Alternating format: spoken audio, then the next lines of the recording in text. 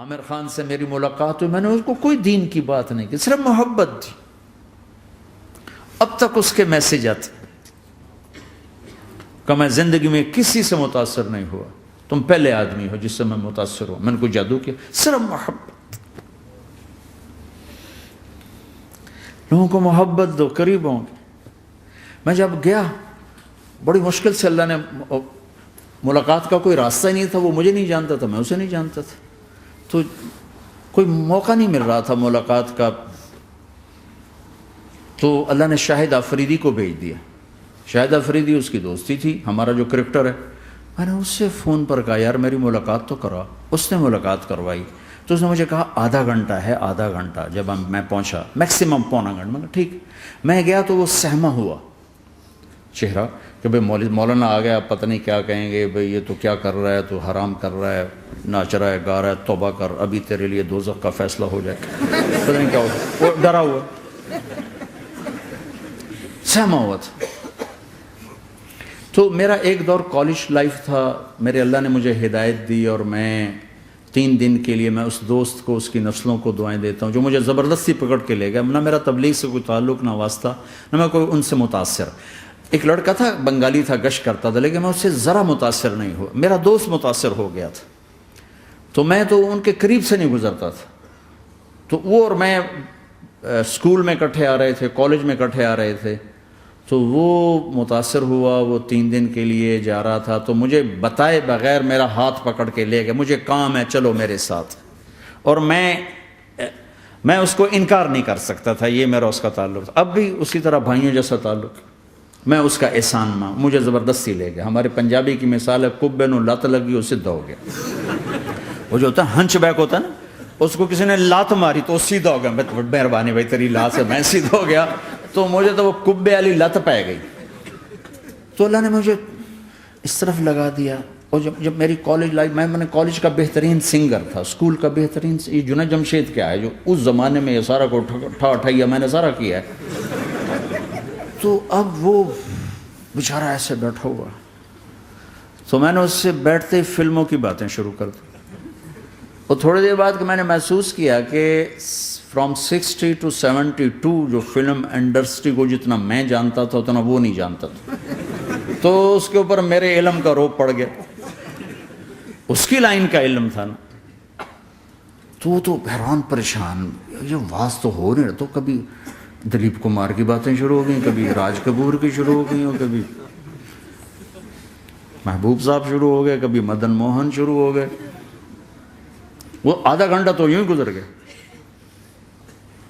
تو آدھے گھنٹے کے بعد میں نے کہا جی ہمارا تو ٹائم اوور کا نہیں، اٹھیں چلے ادھر چل کے بیٹھتے. وہ کھانے کی ٹیبل پر تھے تو وہاں جا کے بیٹھ گئے. پھر وہیں باتیں شروع ہو گئیں. جب اس کا سارا خوف دور ہو گیا اور ریلیکس ہو گیا، اس میں پونے گھنٹے سے 50 منٹ گزر گئے تھے. تو پھر میں نے کہا عامر بھائی آپ حج پہ آئے ہیں، اگر آپ اجازت دیں تو آپ کو اپنے نبی کا حج سنو. کہنے لگے ہاں جی ضرور سنائی. پھر میں 1.25 گھنٹہ بولتا رہا اور وہ ایسے کر کے یہاں سے وہ یوں نہیں ہوا. 1.25 گھنٹہ ایسے بیٹھ کے یوں سنتا، ہلا نہیں اپنی جگہ سے. لوگ محبت کے بھوکے ہیں، تم فتوے دینا شروع کر دیتے. 2 گھنٹے کی ملاقات کے بعد جب ہم نکلے تو نیچے تک چھوڑنے آیا عامر خان. حج کے بعد میں نے کہا ایک ملاقات اور ہو جائے گا، ضرور ہوگی. پھر اس کا میسج آیا کہ میں مدینے چلا گیا ہوں، معذرت چاہتا ہوں. میں نے کہا میں مدینے آ جاؤں گا. میں مدینے پہلے ہو آیا تھا حج سے پہلے. تو اس نے کہا کہ آپ 14 تاریخ کو آ جائیں، 4 سے 6 کا ٹائم میں نے آپ کے لیے رکھا ہے. تو میں، جنید اور ایک اور ساتھی ہم دوبارہ وہاں چلے گئے. 4 بجے 4:15 ہم اس کے ساتھ ہماری سٹنگ شروع ہوئی. 4:15 سے 10:15 تک 6 گھنٹے مسلسل. اور اس کے ماتھے پہ ذرا نشان نہیں آیا کہ میں بور ہو رہا ہوں. اور اس کے بعد ہم اٹھے، اس کا جی نہیں چاہ رہا تھا کہ ہم اٹھ کے چلے جائیں. محبت. پھر ایک امتحان پڑ گیا. میں اجتماع میں تھا ریمنڈ کے پچھلے سال. اس کا میسج آ گیا میری فلم تلاش آ رہی، اس کی کامیابی کی دعا کرو. لے بھی اے چنگی بڑی. میں نے کہا اب کیا کروں؟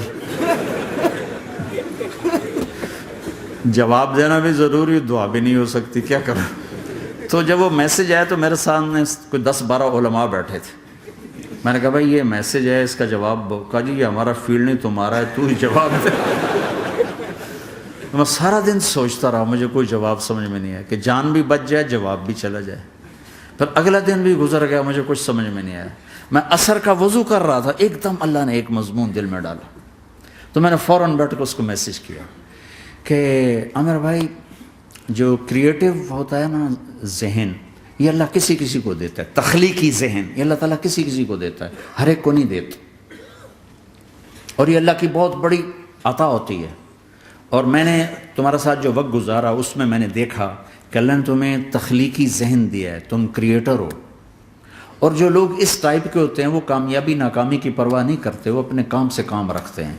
آپ کا بھائی تو فوراً اس کا میسج آیا، آپ ٹھیک کہہ رہے ہیں، آپ ٹھیک کہہ رہے ہیں. بات ہو گئی. پھر میں تھا ہانگ کانگ، میں نے وہاں سے اس کو میسج کیا.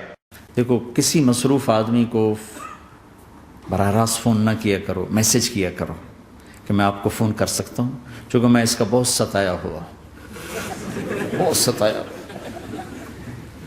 تو میں نے اسے میسج کیا کہ میں طارق جمیل ہانگ کانگ میں آپ کو فون کر سکتا ہوں، میں آپ کو فون کر سکتا ہوں. میں ہمیشہ اسے، اب بھی میرا فون پہ رابطہ ہے، میں پہلے اسے میسج دیتا ہوں میں آپ کو فون کر سکتا ہوں. اگر اس کا جواب نہ ہے پھر میں نہیں کرتا ہوں. کبھی وہ خود کر لیتا ہے، کبھی وہ میسج دے دیتا ہے کال کر لیں. تو تھوڑی دیر بعد اس کا فون آ گیا کیونکہ میں اس وقت دلی میں ہوں، کانفرنس میں تھا. تو میں نے آپ کا میسج دیکھا تھا، میں اٹھ کے باہر آ گیا ہوں، ابھی آپ سے بات کر کے پھر میں جاؤں گا. تو اسے باتیں کرتے کرتے کہنے لگا آپ کی دعا سے میری فلم کامیاب ہو گئی. میں کہا یا اللہ میں کوئی نہیں کیتی تینوں.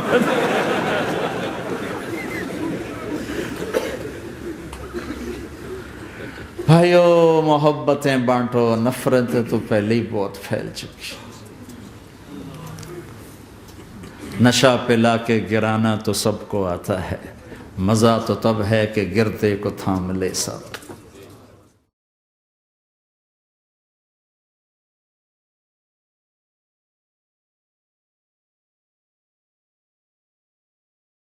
لا إله إلا الله محمد رسول الله عليه صلاة الله وآله والأحبة.